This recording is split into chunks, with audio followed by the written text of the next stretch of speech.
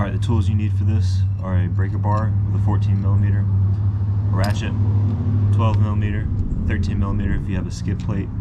You'll need a small extension, a 6mm Allen key or hex head, and then another small Allen key, so probably like a 4mm.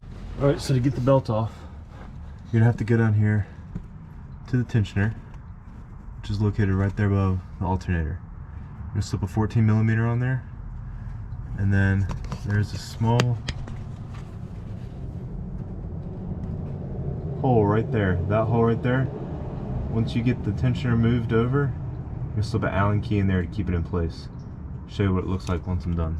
Alright, so here we are with the Allen key here in the hole. Still got the breaker bar on. The Allen key here in place, and it's holding the tension. You're going to want to take the breaker bar out.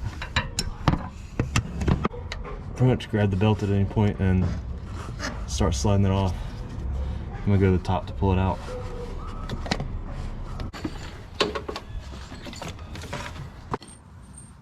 Alright, so it took a little longer than expected. It's nighttime now.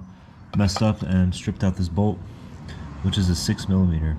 So, sitting on the engine, looks about like this. Take this one out, it's a 12mm. And then take this one out here, it's a 6mm hex. Yeah, make sure you are careful with that one. Then when you pull it out, here's the final thing. This is the replacement piece that I'm putting it in. I'm gonna have to order a new bolt before I can put this back together. So here's what it looks like without the tensioner in there. Those are the two bolts right there. So that lower one right there is a 12mm. And that one right there is the 6mm hex head that's gotta go in. Alright, so it's hard to see. Your final order. Here's your crankshaft. It goes on the bottom of that. Top of your idler puller, bottom of your generator, over here, the vane pump goes up and over the top. You see right at the top of the screen there, at the water pump.